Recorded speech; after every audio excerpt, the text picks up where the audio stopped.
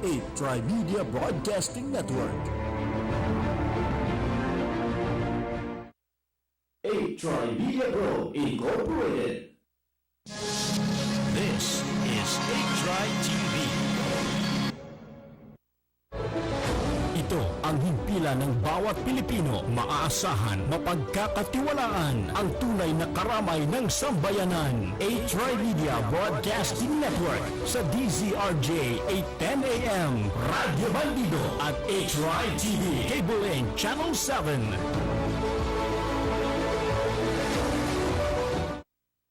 Ang mga pahayag na inyong maririnig sa susunod na programa ay hindi sumasalamin sa himpilan 8 Trimedia Broadcasting Network maging sa pamunuan nito.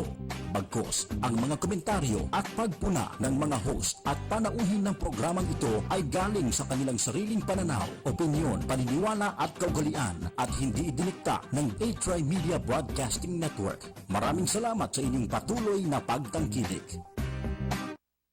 This program is brought to you by 8 Trimedia Pro Incorporated. Magandang umaga. Congratulations. Tagahanga mo kami. Hindi mo lang nakuha. Matagal na kami nakikinig sa'yo. Kasi magandang programa mo. Bukod sa mayroong tinatalakay na tama sa bayan, mayroong humor. At saka bilib ako sa'yo. Kasi minsan parang nagagalit yung babae sa'yo, pero hindi mo pinatulang, cool ka lang. Ang ganda, pinamukha ko yung si Percy ka, magaling talaga. Kaya talagang mukha ko, maganda ka makiharap sa tao. Congratulations, babati lang ako sa'yo at more power. Keep it up. Balita, impormasyon at mga isyong may kinalaman sa bayan, lahat isisiwalat ng walang takot, lilinawin, hihimay-himayin, matapang, ngunit malalim at makatotohanang komentaryo sa Lapid 5. Lapid 5, kasama si Percy Lapid.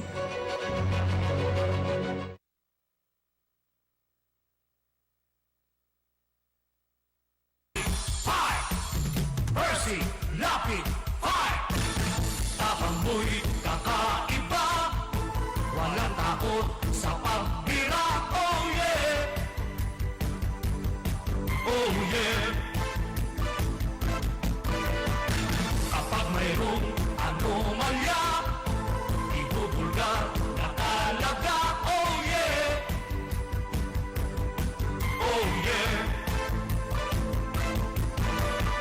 Mga kurap sa gobyerno, ibibisto ng walang preno, maging ikaw man ay politiko. Artista man o kahit sino, masasagutin ang baho mo. Sa Lapid 5, walang sinisino. Percy Lapid 5. Makapal man ang iyong mukha, sa Lapid 5, di buubra. Oh yeah, oh yeah. Kahit pader, hinigiba, basta't mali, binabangga. Oh yeah,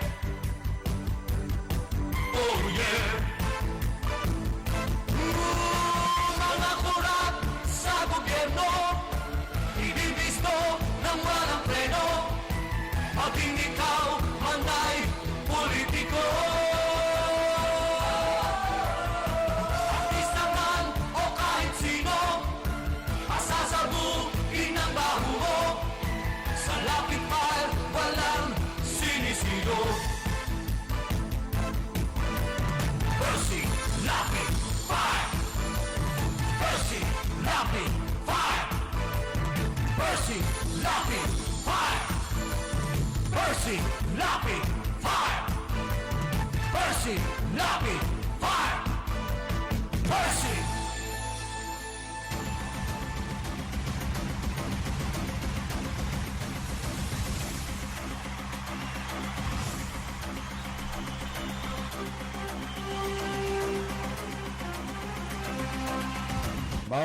Magandang umaga po.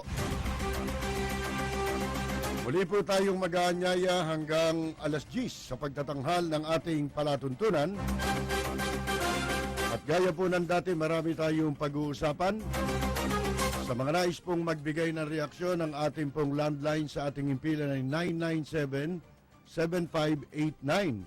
At ang ating po naman mga text line ay 0917-798-8910. Meron po tayong dalawang bagong text line mga kaibigan. Yung sa Globe po ay 0977-631-0607. At yung Smart po naman ay 0949-570-8003. Tayo po ay napapanood ngayon sa A-Try TV, ang radyo sa telebisyon sa pamamagitan po ng Cable Link TV Channel 7. Pagsapit po naman ng alas 9, tayo po ay sabayang mapapakinggan sa DCRJ Radyo Bandido. Ito po si Percy Lapid. Ito po naman si Peter Talastas. Balita, impormasyon at mga isyong may kinalaman sa bayan, lahat isisiwalat ng walang takot, lilinawin, hihimay-himayin, matapang, ngunit malalim at makatotohanang komentaryo sa Lapid 5. Lapid 5, kasama si Percy Lapid.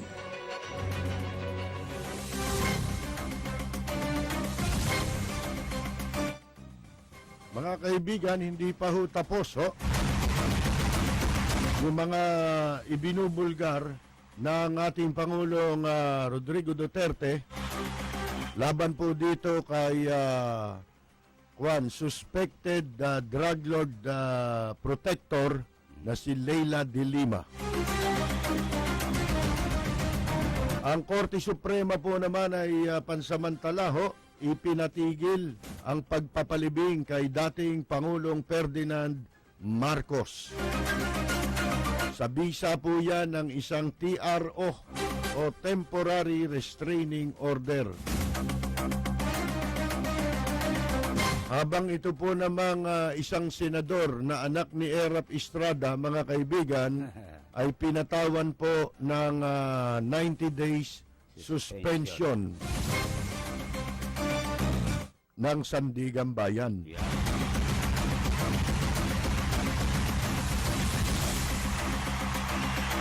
Bueno, mga kaibigan, tayo po ay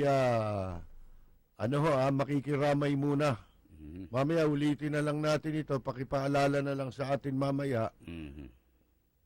Pumanaw na po yung ating malimit na caller at masugid na taga-pakinig, hindi lamang ng ating programa, kundi ng halos lahat ng programa na mayroong mga programa na tumatalakay sa mga problema ng ating bansa. Yan. Kilala yan kahit saan himpilan, tumatawag siya.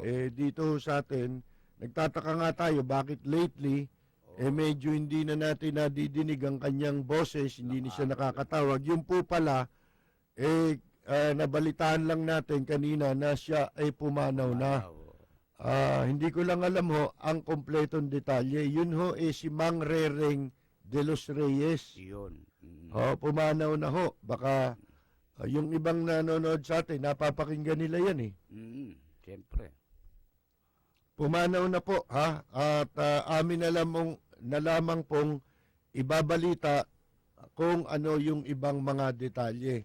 At kami po'y nakikiramay sa kanyang mga naulila, sa kanyang may bahay, at sa kanilang mga anak. Ang katunayan niya, nagpunta pa dito yan para lamang personal kaming makilala ni Mang Rereng. At may pagkakataon na nag-anyaya pa yan na hindi tayo nakapunta doon sa kanyang bahay dahil hindi ko matandaan kung birthday o anong okasyon yun o anibersaryo nilang mag-asawa, mga kaibigan. Nakikiramay po tayo sa mga naulila ni Rereng de los Reyes. Eto na mga kaibigan, ang Korte Suprema naglabas po ng TRO o Temporary Restraining Order na tatagal po ng 20 araw. Mga kaibigan, ito ho'y bilang tugon nila doon sa inihaing petisyon ng kung sino-sinong mga damuho kaya hindi umuunlad ang bansa natin. Kailan tayo uunlad? Alam nyo, minsan po naiisip ko na itong bansang Pilipinas, hindi talaga bansa ito eh. Ano to? Ito'y ibang planeta eh. Ha? Oo. Bakit to? Kasi kakaiba ho dito eh. Sigawan tayo ng sigawan. Lahat ng kampo na yan ha. Lahat ng nanggugulo, pati yung mga nasa kaliwa. Mm. Lalo na yan. Walang gobyerno na hindi kakalabanin yan. Dito ho, sabi ko nga sa inyo, ang eleksyon hindi natatapos sa araw ng eleksyon eh. Araw-araw dito, akala mo mag-i-eleksyon eh. Mm. Dahil araw-araw dito, kailangan meron silang yung kokontrahin. Hindi ho yung pagkontra eh, kundi fault finding eh. Mm. Ang hinahanap lagi yung gusto nilang makitang mali. Yun ang lagi nilang hinahanap. Ngayon, eto nga ho, hindi uunlad itong bansang ito dahil baka ho ang akala natin, baka inaakala natin, itong Pilipinas bansa ito, pero hindi naman pala. Yung pala akala lang natin yun. Dahil ito pala ibang planeta sa katotohanan. At alam po ninyo tayo lahat nagsasabi, bagamat tumututol, kumukontra, bumabanat sa kahit kanino na gobyerno na maupo, lalo na yung mga nasa kaliwa. At yung mga siraulong wag daw ilibing si Marcos na wala naman dahilan. O mga kaibigan, baka nag-aakala lang yan gusto nila ng pagbabago, pero hindi nila alam, mga kaibigan, hindi pala talaga tayo tao. Tayo pala mga alien Alien. Mm. na galing sa ibang planeta. Kasi walang katapusan yan eh. Hindi na matatapos ang ito katulad niya na tignan ninyo, kauupo lang ng bagong presidente. Kami po, ang trabaho talaga namin, pumuna ng mga pagkakamali. Pero alam din po namin kung kailan kami pupuna at kung kailan kami hindi pupuna. Halimbawa, nanalo isang presidente, hindi mo binoto. Kailangan ba pag upo niya, araw-araw mumurahin mo? Oo. Hindi ho, mga kaibigan eh. Kaya nga nung araw, may tinatawag na honeymoon sa media Mm. na 100 days. 100 days. Bago ika nga magsalita ng mga kung ano-ano na nakita nilang kamalian. Mm. Yun ang trabaho talaga ng media, yung humanap ng mali, hindi yung gumawa ng mali. Ha? Humanap ng mali, pero constructive. Hindi ho yung wala ka namang suggestion. Ang gusto mo lang siraan. Yung iba naman, sa gobyerno, ang iniisip nila, kaya ka bumabanat, dahil sa gusto mo lang sila siraan. Katulad niya, nung araw, si Dilima, pinagre-resign natin, dahil kabago-bago pa lang sa pwesto, pero matagal na rin yun, na 1 taon na. Mm. Nakaka-1 taon na siya, wala pa siyang ginagawa sa DOJ. Meron pang mga instance na nagkaroon ng kahayupan sa pagpapataka sa mga inchik na nagbayad sa kanya. Mm. Nagalit ang Taiwan sa atin. Dahil yung mga kriminal, idineport ni Dilima sa China imbes na sa Taiwan. Taiwan. Oh. Nagalit sa atin ang Taiwan government. Ngayon ang sinasabi natin, nung araw na yun, lalo na ako nag-iisa ako kasama ko lang yung mga naniniwala sa atin na nakikinig nung araw sa programa natin nung araw sa radyo. Pinangunahan natin yung rally para hilingin ang pagbibitiw ni Dilima sa pwesto 2011.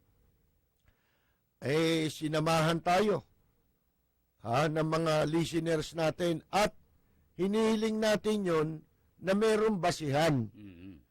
Kabilang na po yung tungkol sa Maguindanao Massacre, yung pong tungkol doon sa mga Chinese, yung tungkol sa hindi pagsasampa agad ng mga kaukulang kaso labang kay Gloria Macapagal Arroyo, Lahat po na yun, may mga issue tayo na ni-raise. Ngayon, nung panahon na yun, pwedeng masama tayo sa paningin ng iba. Katunayan siyempre, unang-unang magiging masama tayo sa paningin ng mga nasa bulsa ni Leila de Lima. Yun, siyempre. Kaya nga ho yung media, ABS-CBN, GMA7, na nag-cover dun sa rally, na gumawa ng istorya tungkol dun sa pinangunahan nating rally, inilabas dun inilagay ang bilang na kami raw, 30. Alang niya. Hindi nila nakita yung kahalagahan nung ipinaglalaban mo. O dahilan kung bakit ka nagrarally. Yun ang hindi nila tinignan. Yung value. Ang tinignan nila, hanapin nga natin kung saan natin ito pwedeng sirain. Yun ho Tayo pa ang sinisira nun Baka akala ninyo, mahalaga sa rally yung bilang. Hindi mahalaga yun. Ha? Ang pinakamahalaga sa rally, kahit na buong Pilipinas pa mag-rally, kung wala ka naman pinaglalaban, ano ipagrarally mo? Wala ka naman isong valid yung Kaya ka nagrarally, meron kang grievances. At yun, ang ginagarantiyahan ng ating saligang batas. Konstitusyon, constitutional right, basic right, na nasa Bill of Rights ng ating saligang batas na sinasabing no law shall be passed abridging the freedom of speech or of the press. Walaan niyang maaring isabatas, ipasambatas na magpapasikip o magpapakipot sa kalayaan ng pamamahayag at pagsasalita. Yun ho ang ibig sabihin nun. Immaterial ho dong kung ilang kayo o kung gaano kayo karami. Ikaw para lang lumabas kang masama. Ngayon balikan natin itong sinasabi ko nga sa inyo kasi may mga tumututol sa paglilibing kay Marcos na wala namang mailabas na pagbabasihan nila ng kanilang pagtutol sa pagpapalibing kay Marcos. Kung hindi, yung salita lang nila, yung base sa kanilang paniwala. Mga aligasyon lang nila. Paano yan kung i-apply mo yung paniwala nila? Ang issue na pag-uusapan, halimbawa, sa religious belief ng isang tao, o pwede mo bang kondinahin yung isang ang paniwala nila iba sa paniwala mo. Kaya nga tayo merong Kaya nga tayo merong kalayaan na maniwala tayo Katulad nila, yung mga kaliwa, binigyan na sila, kinilala na sila sa batas na yung komunismo hindi na po labag sa batas katulad nung araw. Nung isa batas itong bagong konstitusyon, kinikilala na sila pero hanggang ngayon, sila yung kahit na kinikilala na yung kanilang ideolohiya sa lipunan at ng gobyerno, hindi pa rin nila tinitigil yung armadong pakikibaka Sa katotohanan kaya dapat hindi nakilalanin yan Ang katunayan pa, yung mga yan, ang tingin ng Amerika dyan, mga terorista. Terorista na kasi wala na silang pinaglalaban. Ang prinsipyo kung bakit hindi sila pinapananagot sa kanilang mga krimen na pumapatay din sila. Bakit Kasi meron silang pinaglalaban. Pero sa punto ngayon, wala na silang pinaglalaban. Meron pa ba? Katunayan, nabigyan sila ng pagkakataon para lumahok na mamuno sa ating pamahalaan. Binigyan sila niyan.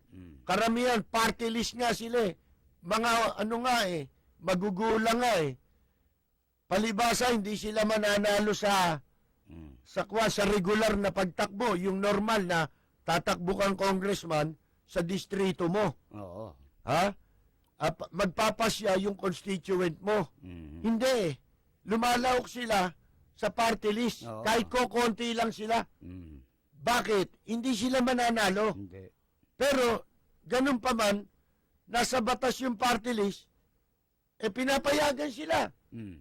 Pero, dyan ba sa pagkakataong ibinigay sa kanila, meron na ho ba silang nagawa? Ha? Kahit isa man lang, para tugunan yung kanilang mga hinaing na nung araw pa sinasabi nila, ipinaglalaban nila ang masang Pilipino. Ayun. Meron na ba sila para matapos yung mga problemang sinasabi nila Mhm. laban sa mamamayang Pilipino? Wala eh. Wala. Lagi mo maririnig, ibaksak ang Amerikano. Ang imperialismong Amerikano. Ganun lagi eh. Gasgas na yun. Mamaya po, mga kaibigan, pagpapatuloy natin ito pagkatapos lamang ng ilang mga mahalagang mensahe mula po sa ating himpilan. Manatiling nakatutok sa DZRJ 810 AM, 8 Media at 8 TV, Cable Link Channel 7. This is 8 TV.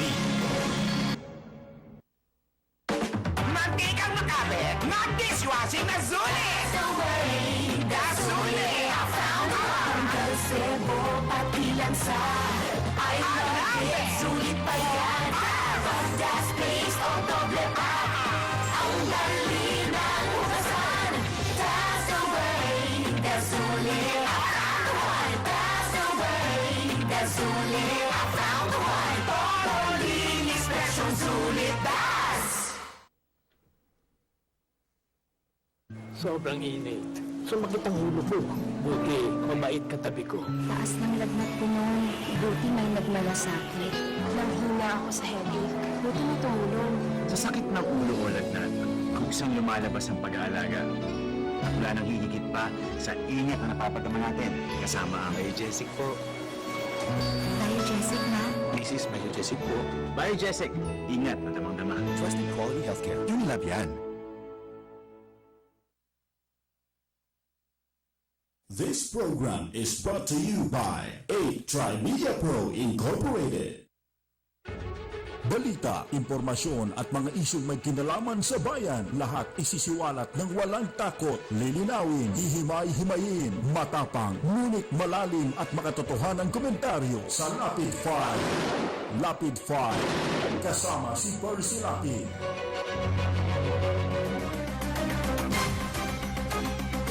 Tayo po ay magpapatuloy, pinag-uusapan po natin, binibigyan ko lang ng premise eh. Mm. Itong ginawa ng Supreme Court na paglalabas ng 20 days temporary restraining order para pansamantalang pigilan ng gobyerno na ituloy yung pagpapalibing kay dating Pangulong Ferdinand Marcos. Ngayon ito yan paulit-ulit na po naming sinabi sa nakaraan, hindi dapat maglabas ang Supreme Court in the first place ng TRO.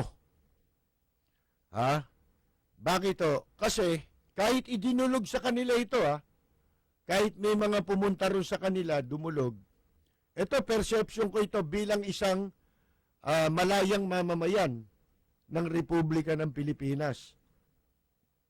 Bakit ito? Kasi wala silang pakialam eh.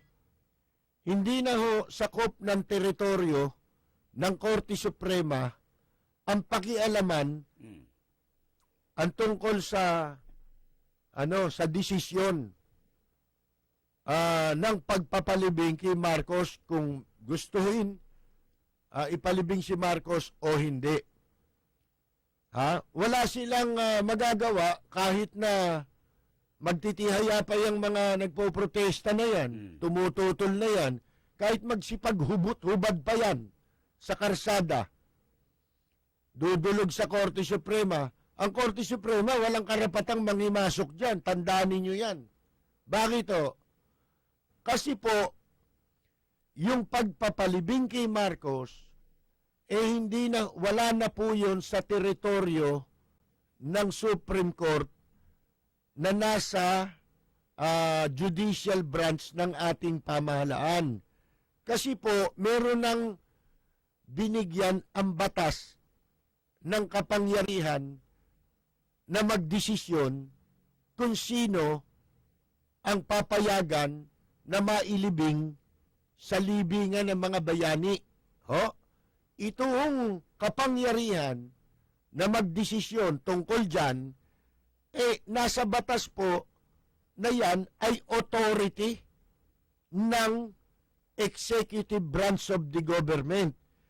Ang ibig sabihin, ang namumuno, pinakamataas sa executive branch, ang presidente ng Pilipinas. Ang Supreme Court po, pinakamataas sa judicial branch ng gobyerno. Merong kanya-kanya silang tungkulin at gampanin na hindi nila pwedeng panghimasukan ang isa't isa. Kasama na rin po dyan, tatlo yan executive, judicial, at legislative. Yan tatlong yan, kung tawagin ko, equal branch of the government. Pare-pareho silang constitutional.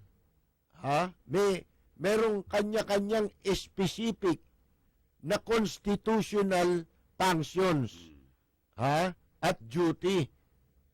At sabi nga, co-equal sila, hindi sila pwedeng magpakialaman sa kapangyarihang ibinigay ng batas para sa kanilang mga tungkulin. Katulad ng pagpapalibing kay Marcos, yan po ay kapangyarihan ng executive branch of government. In place na po ang batas dyan Ang katunayan, meron silang tuntunin na sinusunod. Ang sabi po sa Armed Forces of the Philippines, na executive din po yan, mga kaibigan, nasa ilalim ng executive yan, yan po mga kaibigan naglagay ng ng tuntunin qualification kung sino ang pwede at hindi pwedeng mailibing dyan. Sino ang pwede? Kasama si Marcos Qualified si Marcos sa kanilang requirement. Sundalo at presidente. Dalawa nga qualification ni Marcos para payagan siyang mailibing yung isa doon, isa lang ang tinitira nila sa Supreme Court. Na si Marcos daw, nung una sabi nila, falsipikado raw ang mga medalya nito, kaya hindi raw ito bayani. Kung bayani pinag-uusapan yung malilibing, hindi naman yun yung nakalagay sa batas. Ang tanong natin, ba't di nakalibing dyan si Jose Rizal? Ba't hindi nakalibing dyan si Andres Bonifacio? Sila General Luna, dyan ba nakalibing? Hindi naman O ngayon, kung ipagpapalagay natin na totoo yung sinasabi nila, na si Marcos ay hindi bayani dahil hindi peki yung mga kanya medalya. Naging sundalo yan Yun ang nakalagay sa batas, sundalo. Tapos pinapayagan siya. Mga kaibigan sabi nila, hindi ngayong nag-qualify si Marcos, hindi nila matutulan. Sinasabi nila, si Marcos daw peke na naging sundalo. Hindi naging sundalo. Yan sabi. Tinan ninyo mga kabuhungan nito. Ngayon, sige na nga. Yun ang kanilang contention, Yun ang substance o laman ng kanilang protesta na inihain sa Korte Suprema para tutulan ng pagpapalibing kay Marcos sa libingan ng mga bayani. Okay. Meron pang isa granting for the sake of argument na hindi totoo. Halimbawa, ganito pwede mo lamang pakialaman ng Supreme Court yan kung halimbawa, ang qualification lang sundalo ka. Tapos si Marcos hindi naman sundalo. Pero pinayagan ng gobyernong Malibing, yun Yun. ang pwede mong idulog sa Korte Suprema dahil inaabuso Ah. ang kapangyarihan. Oo. Ngayon, hindi nila ginawa yan. Mhm. Ha? Sa panahon na inilibing yung aso ni Cory doon sa libingan ng mga bayani. Yung bang aso, sundalo ba yun? Naging presidente ba yun? Mm. Naging defense secretary ba ho yung ito literal na aso ha? Inilibing dyan, di ba? Oo. Nakalibing dyan eh. Mm. Ipinalibing ni Cory. Mm. Oh, bakit yun hindi nyo dinulog sa Korte Suprema? Yun. Eh, hindi naman kasali yun sa criteria. Ibig sabihin, inabuso ni Cory at ng executive branch of the government ang kanilang kapangyarihan at the time na ipinalibing nila yung aso ni Cory doon sa libingan ng bayani. Dapat dumulog sila sa Korte Suprema at kinuwestiyon nila. Sa batas kasi, ang dapat ilibing, pwedeng dating sundalo o presidente. Hindi naman sinabing dapat ilibing doon bayani eh. Walang ganun sinabi batas eh. Yung salitang libingan ng mga bayani, pangalan lang yun ng sementeryo. Ngayon, parang Cemetery of the Angel, Angelus Cemetery. Alam niyo kung talaga mga hindi siraulo niyan, ito dapat na lang. Nagpapanggap lang yung mga yan eh. Si Sex Drillon nga eh. Ha? Si Ses. Sex Drillon, ano? Pangalan nun? Ses. Sex Drillon. Iba yung sex. Oh. Yan nun si Sex Drillon, tutol na tutol. Ito Oh. kung ako si Marcos, yung pamilya ni Marcos, ididimanda ko yan eh. Akalain ninyo, inaakusahan si Marcos doon sa kanyang isang episode na pinalabas. Si Marcos daw ay magnanakaw, mandarambong. Yan. Oo. Ha? Si Erap, di niya matawag na mandarambong, ha? Samantalang si Erap, convicted, certified. Ha? Hinatulan. Dumaan sa proseso, mga kaibigan, hanggang sa matulan. Si Marcos, pinangangalanan nila na mandarambong. Ang problema, walang mailabas Oo. na pagbabasihan para sabihin mandarambong nga si Marcos. Akusasyon lang nila yun. Militaw. Ngayon, granting for the sake of argument na si Marcos mandarambong, pero hindi ho sapat yun eh. Para yun ay gamitin nilang basihan sa Korte Suprema. Wala namang inaabuso ang executive para magkaroon sila ng dahilang dumulog sa Korte Suprema at ang Korte Suprema panghimasukan yung issue. Oo. Walang karapatan ang Korte Suprema dyan hanggang hindi nagkakaroon ng pag-abuso Oo. sa batas Yun. ang executive. Pag may question of law, Oo. yun. Mga kaibigan, tignan ninyong halimbawa, si Marcos hindi naman naging presidente. Ang nakalagay sa batas na pwedeng ilibing, naging presidente.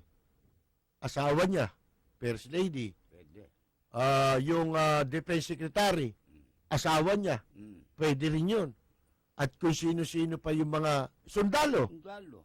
Oh. Mga dignitary. Papayagan kung merong kahilingan at nag-qualify siya.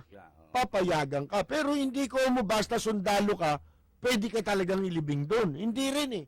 Kasi may qualification eh. Oo. May criteria. Hindi basta-basta kahit totoo ka pa sundalo. Kahit sabihin mo tadtad ka ng tunay na medalya.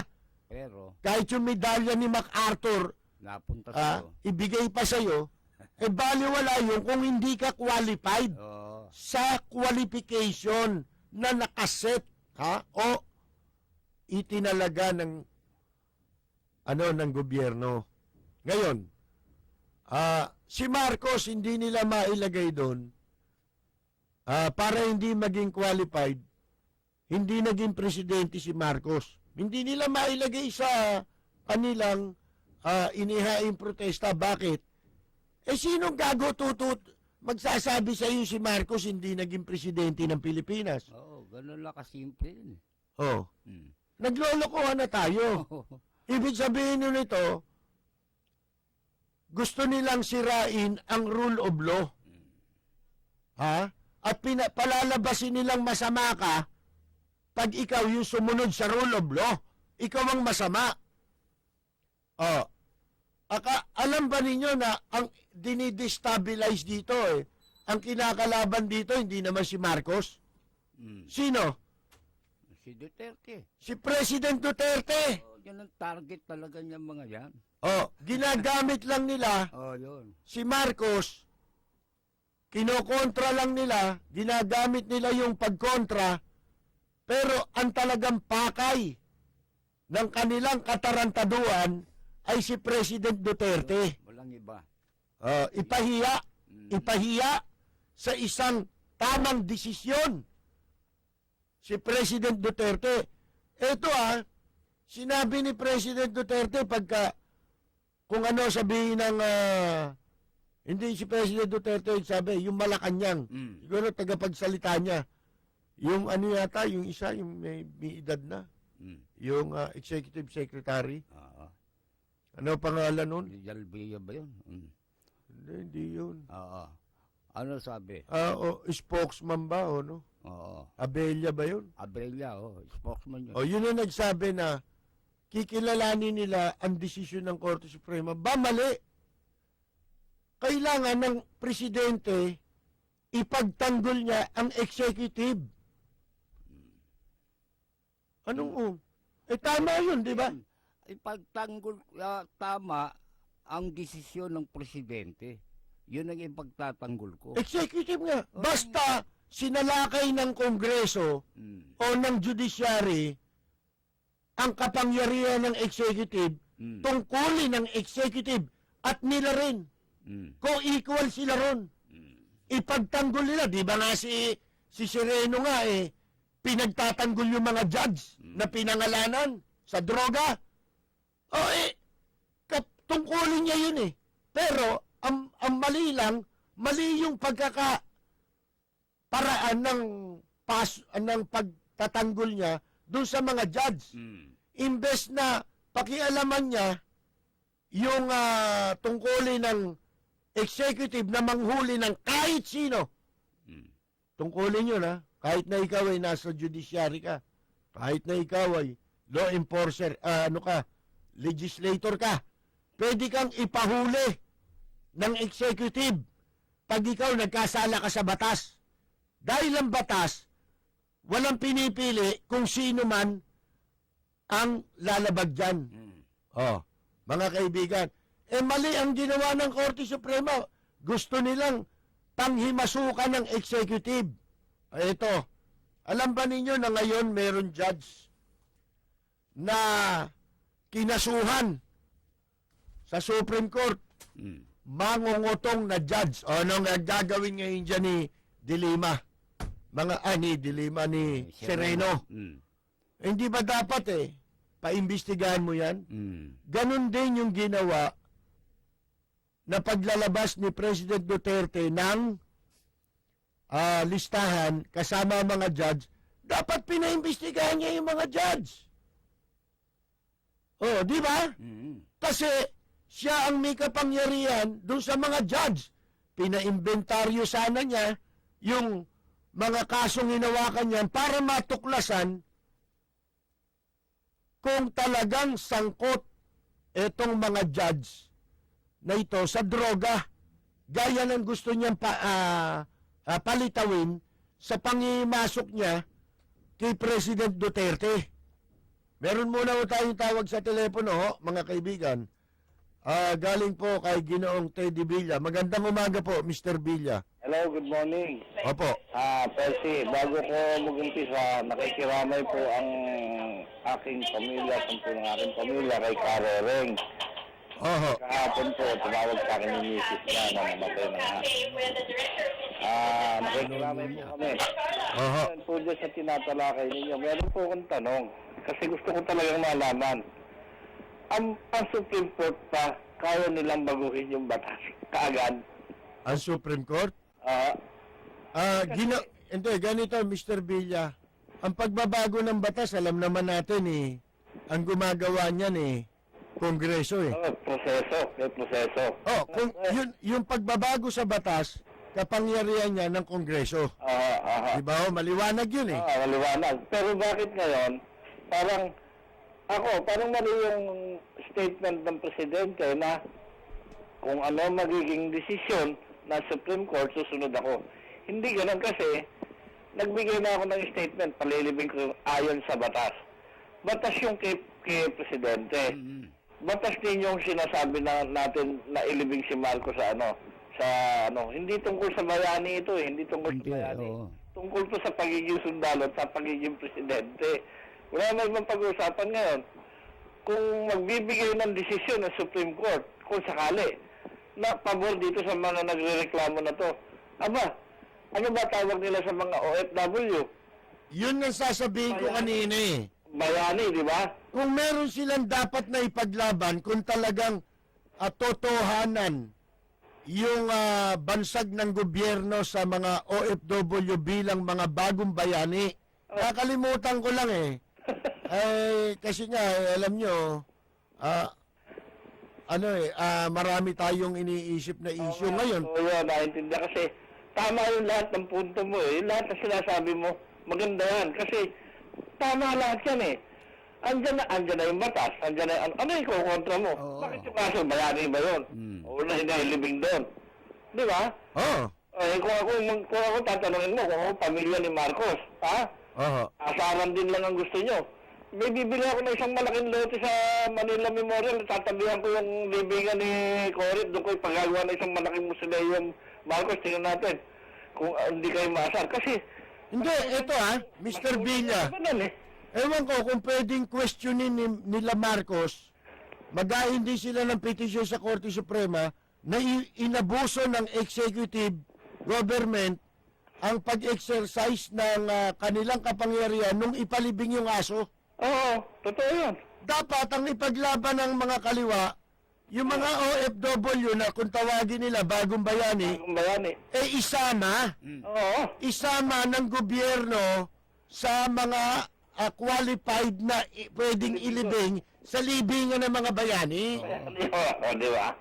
Kaya nga hindi pinag-uusapan doon bayani. Sinasabi niya, libingan ng mga bayani. Bayani rin to, di ba? Ang nasa batas, dating presidente ka, sundalo ka, yun ang ililibing. Yung libingan ng mga bayani, pamagat lang ng libingan yun. Yung pangalan yun. Ang nasa batas, hindi sinabi. Parang lang yan, Manila Memorial Park. Yan, ganon. Ganun lang parang Cemetery del Norte. Pero hindi sinabi sa batas. Laban lang ng mga Marcos dito, yung batas. Nanggugulo lang to mga mga na ito ewan ko sa kanila, magulo na yung ating bansa, ginugulo. Ano ba talaga gusto nila? Alam nyo, kahit na 10 Duterte pa ang mamuno sa Pilipinas, hanggat may mga taong ganyan, wala talaga mangyayari sa Pilipinas. Alam nyo, dati sabi ko, ang maging presidente ng Pilipinas ay isang demonyo. Palagay ko, atras yung demonyo. Bahala kayo dyan sa inyo. Akong makialam dyan. Palagay ko, hindi Man Teddy. Ang demonyo, hindi nyo ba nabalitaan? Hindi nagpupunta rito sa Pilipinas.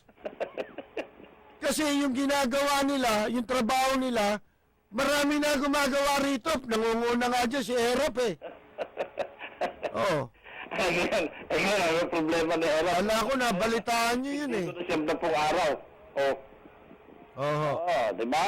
Si JB. Kasi ito yun. Yung Bagyo, ang sabi nila, extrajudicial killing, maraming pinapatay, maraming okay. Ano ba ginagawa ng presidente? Iniiwas ang mga sundalo sa magpatayan. Peace. Hindi, kasi kaya sila kinakausap ni Presidente Duterte. Alam ni Presidente Duterte na kayo na lang ang sagwil Kayo na lang ang nagiging tinik sa gobyerno Talaga, totoo yun. Wala namang problema tayo. Itong lipunan, madaling ayusin. Ito, katulad ng kampanya sa droga. Maayos yan kaya lang, dadagdag kayo sa gulo. Hindi na tayo matatapos Lahat ng gagawin dito, sasabayan ninyo, di ba yun ang trabaho nila? Oo. Sinasabayan lahat? Ang gusto kong pasabihin sa inyo, no, Kapersi, no, Oo. wag magagalit sa akin ng media. Sinasabi ko lang to, ayon sa aking pananaw. Ba hindi? Ang media, Oo. yan, ABS-CBN, lalo na itong Howie Severino na to, yan Luchicus na yan sila Karen Davila. Ibig ko sabihin, pagka meron kayong ibabalita, huwag yung i-edit. Ibalita nyo ng buo. Walang edit. Pakita nyo yung buo. Hindi, may policy yung istasyon nila Kasi mali eh. Oo. Narinig ko. Kung ano yung napanood ko, hindi yun na ibabalita. Pinuputol nyo eh. Parinig nyo sa tao. Dahil ang tao nakikinig sa inyo, maliligaw ng paniniwala. Maliligaw talaga eh. Kamukha ng hearing, parang scripted yung sagutan ni Dilima at saka ni Gascon. Parang alam na ni Gascon kung ano sasagot, alam na yung tatanong, Ibig ko sabihin, ipakita nyo sa tao yung totoo. Huwag yung i-edit. Lalo na to, ewan ko naririnig ko yun, naiinis ako kasi minsan, pag naririnig ko sila, hindi ako natutuwa kasi ang media, they can make and they can break. Pero, walang walang edit, ang hinahanap nyo tama yung sinabi mo kanina, hinahanap nyo yung mali. Oo. Ano mo yung tama, ano natin, highlight natin, di ba? Ang hinahanap nila yung gusto nilang dapat paniwalaan. Hindi yung dapat talagang paniwalaan. Tama to. Alam mo, hindi naman lahat ng media. Marami akong naririnig na kanina, naririnig ko rin sila Balawa, naririnig ko. Hindi naman nila kinukundina yung patayan. Wala naman ganon. Hindi lang nila hinahighlight na, parang ligaw na mga tao. Kasi nga, kung ako lang walang nagpapayo kay President Duterte, yung ginagawang pagtatanghal ni Dilimang kagaguhan na yan sa Senado, sinasakyan ng iba. Kasi nga, si Duterte, hindi naman dahil sa ayaw nila si Duterte. Ang ayaw nila, yung paninindigan ni Duterte. Nakakabahan sila. Hindi ba? Ang ayaw nila, kahit sinong presidente, hindi naman nila ayaw eh. Ha? Ang ayaw nila, yung paninindigan ni Duterte na mukhang hindi nila makakasabwat sa sindikato. Ang gusto kasi nila, puro kamutan sa likod. Ang gusto nila, magpapaimbestiga sila, ang gagawin ng presidente, katulad sa mga nakaraan, kakausapin sila. Tapos, ito ayaw eh. pagka nagkasundo na, bigyan mo naman ako ng kapangyarihan na makapagpa-rekomenda ng mga tao ko sa gobyerno. Yan sindikato yan eh. Mukhang si Duterte po, hindi po dyan ang direksyon eh. Magpa-imbestiga ka hanggang gusto mo. Di ba? Tama. Yun ang kay Duterte. Pero kung gustong mabaliwala ni Duterte yan, walang nagpapayo sa kanya, bumuo siya ng isang komisyon na tutugon lamang sa mga summary execution complaints. Totoo, tama rin. Para na sa ganun, ano pa imbestigahan nila? Summary Execution Commission. Investigation na yan. Na ang tatagal lamang nito, specifically, dito lamang sa inilulunsad at pinatutupad na programa sa kampanya ng droga. Di ba sabi ni De La Rosa, na bakit noon hindi ninyo ginawa? Ano sabi ni Dilima? Hindi pinaplano na namin gawin. Hindi nyo ginawa. Wala kayong ginawa. At wala kayong ginawa. Ngayon, nabasa ko rin sa Facebook, nakalagay sa US, NASA nakalagay. The best president in the solar system, Duterte. So, saan mo kukunin sino nagsalita nun? International yun. Ngayon, papasok tong CNN, sino nag-uut sa inyo? At saka yung hindi pagiging magnanakaw ni Presidente Duterte, hindi ho salita. Talagang ginagawa eh. Hindi siya magnanakaw. Siya talaga nagmagnanakaw, ayaw niya. Hindi siya korap. Hindi siya pamamagitan lang ng salita, katulad ni Noynoy. Walang propagandang... Si Noynoy, hindi raw siya magnanakaw. Pero may magnanakaw para sa kanya. Si Duterte, walang ganon. Tatanggalin ka kagad pag ano. Kaya totoo. Kaya nakikita mo, totoo. May paninindigan. yun. At saka hindi mo basta pwedeng takawin sa kwarta. Hindi. Totoo yun. Ah. Totoo yun. Alam mo, Kapersi, salamat sa inyo. Nandiyan kayo. Salamat sa mga ibang kagaya ninyo. Kasi, kaming mga mamamayan na bumoto, nakahanda kaming sumuporta hanggang sa uli kay Presidente.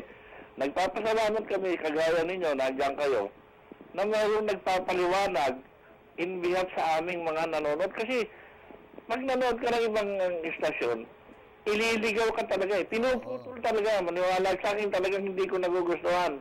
Hinahanap nila. Nakita mo, naghihiring, papasok si Pinky Web. Na ibabalik, pinuputol. Ibig ko sabihin, nakita mo, nung sinabi ni Gordon, may sinabi si Gordon, nung pinakita yung mukha ni Dilima, namumutla, tinamahan eh. Sa buwatan ho yan eh. Tanong kay Dilima, totoo ba ito? Puro may mga personal agenda eh. Kasi, halimbawa, yung media.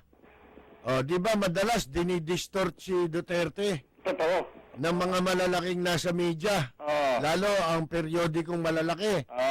Ba't nila ginagawa yon? Kasi gusto nila si Duterte makiayon sa sindikato rin sa media. Hindi. Di ba? Hindi, totoo yun. Dito mukhang hindi sila makakapangikil eh. Totoo yun. Walang lagayan ngayon dito eh. Walang payola rito eh. Ha? Kaya ang resulta distortion. Ha? Eto si Gascon. Makikisama sila doon sa mga taong may galit din sa kanila. Karaniwang ugali ng baluktot yan eh, ng mga tao eh. Halimbawa, nagalit ako sa'yo. Meron mga tao ang gagawin yan, hahanapin yung iba pang mga galit sa'yo. At kakaibiganin nyo yun para dumami sila, magkasama-sama sila, laban sa'yo. Ayun. Ganun yun eh. Ito lang Kapersi, ito yung huling-huli kong sasabihin. Alam mo to. Yan Lawton, kung meron mang, ninyo siya lagi, ang baho, maniwala kay sa akin. Nakita niyo yung Lawton na istasyon ng jeep na pinaparadahan ng mga papuntang Divisoria. Hindi na dumada sa underpass yun, ang baho. Maniwala kay sa akin, talagang ang dumi. Talagang babo yan. Kasi yung nakaupo dyan talagang marumi. Malinis ba yun eh? Convicted plunderer yun eh. Kaya ako kahit harapan, pwede ko sabihin kay Erap eh. Convicted plunderer ka eh. O kaya i-address ko siya, good morning, convicted plunderer, Erap Estrada. Kayo ba masasabi niyo yun? Pwede ko sabihin yun, dahil alam kong ganun na nangyari eh. Hindi, may record eh. Talaga isa pa. Pero kay Marcos, kung sensitibo rin itong mga pamilya ni Marcos, ididimanda ko kayo. Pag sinabi ninyo si Marcos mandarambong. Saka ito pa isa. Sabi na, nilinis na yung Divisoria. Dumaan ako na isang araw, nawala ko, isang oras yata ako bago nakalusot sa Bardona. Wala yun. Close open yun, kumbaga sa kwan. Lumalaki pang karot. Sige, mga Teddy Maraming salamat po sa inyo, Kapersi. Salamat sa inyong adhikain ko. Thank you. Salamat din po.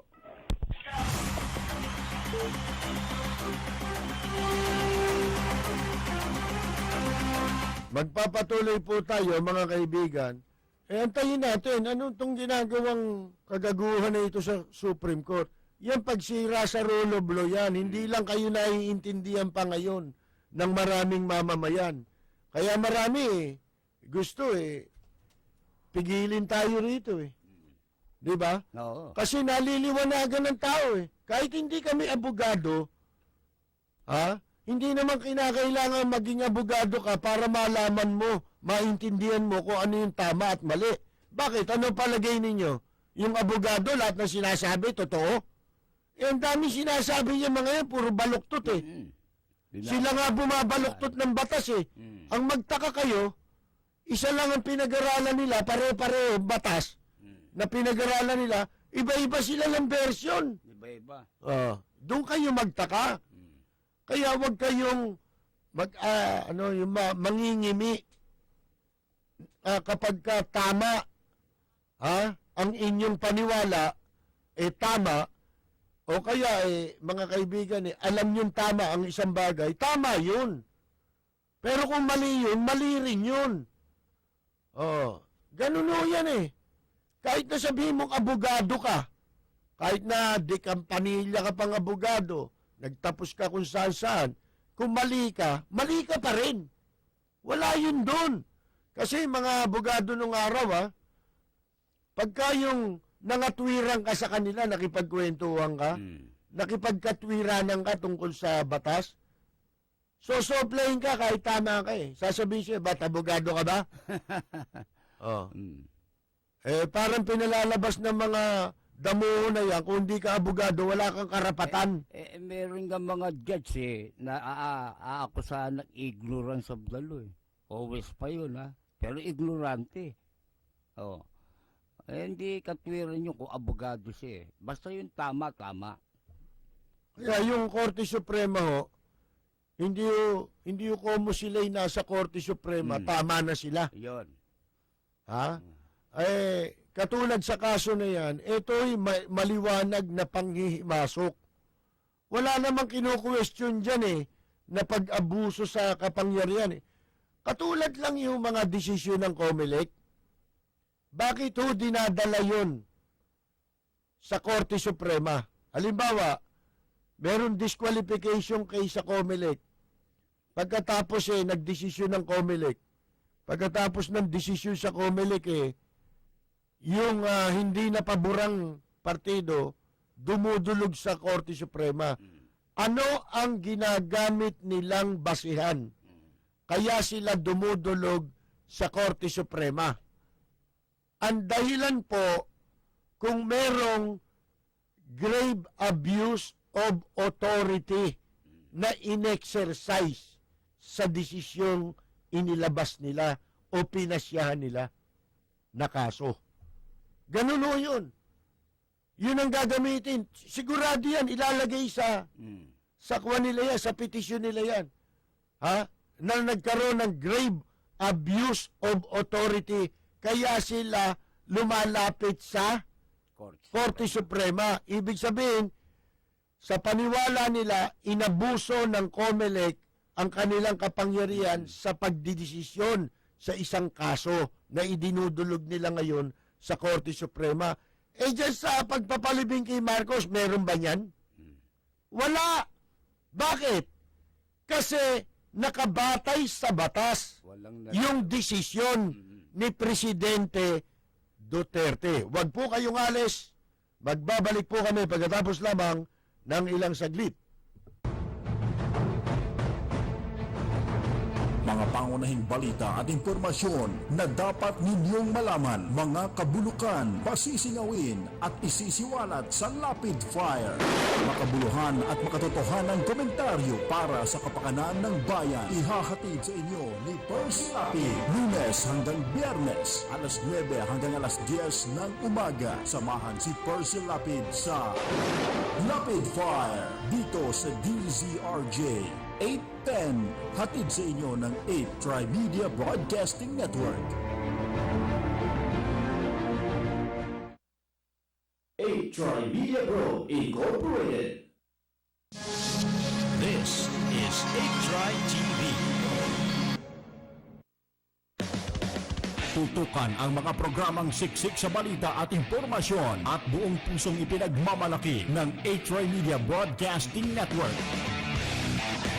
Napapanood sa A-Tri TV, Cable Link Channel 7 at napapakinggan sa DZRJ 810 AM, Radyo Bandido, Lunes hanggang Biyernes, simulan sa programang Sintigas ng Acero, kasama si Melchor Bentican Balawas, alas 4 hanggang alas 5 ng umaga. Makabuluhang suhestyon at opinyon sa programang Issue at Reaksyon, alas 5 hanggang alas 6 ng umaga, kasama ang inyong garansyo, Miguel Hill.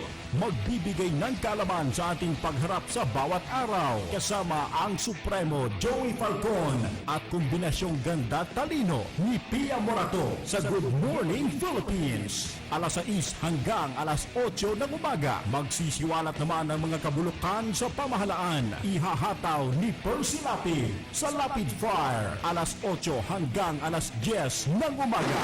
Yan ang unang hataw ng mga programang mapapanood at mapapakinggan sa A-Try TV, Cable Link Channel 7 at DZRJ 810 AM, Radio Bandido. Binuo at pinag-isipan ng A-Try Media Broadcasting Network, ang himpilan ng bawat Pilipino.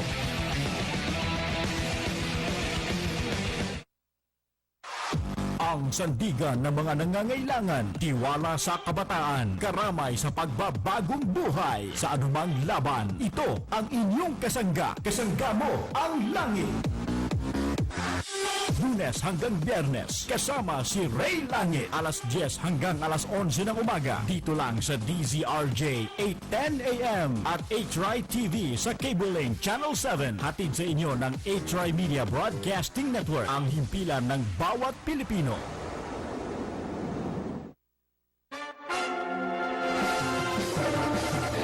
Ang programang umaaksyon at mas maaasahan, walang kupas na serbisyong publiko. Ihahatid sa inyo ni Angelo Almonte at Tates Gana. Serbisyo Publiko. Subaybayan tuwing Lunes hanggang Biyernes, alas 11 ng umaga hanggang alas 12 ng tanghali. Pakinggan dito sa DZRJ 810 AM, Radio Bandido, at sa bayang napapanood sa A-Try TV, Cable Link Channel 7. Hatid sa inyo ng A-Try Media Broadcasting Network, ang himpilan ng bawat Pilipino.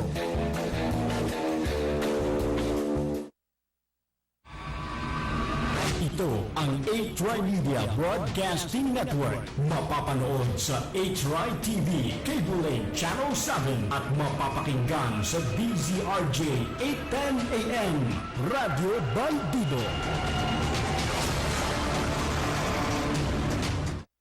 Magandang umaga. Congratulations. Tagahanga mo kami. Hindi mo lang nakakuha. Matagal na kami nakikinig sa'yo. Kasi magandang programa mo. Bukod sa mayroong tinatalakay na tama sa bayan, mayroong humor. At saka bilib ako sa'yo. Kasi minsan parang nagagalit yung babae sa'yo, pero hindi mo pinatulang, cool ka lang. Ang ganda, tinan mo kako yung si Percy, kako magaling talaga. Pero talagang kako, maganda ka makiharap sa tao. Congratulations, babati lang ako sa'yo at more power. Keep it up. Balita, impormasyon at mga isyong may kinalaman sa bayan, lahat isisiwalat ng walang takot, lilinawin, hihimay-himayin, matapang, ngunit malalim at makatotohanang komentaryo sa Lapid 5. Lapid 5, kasama si Percy Lapid.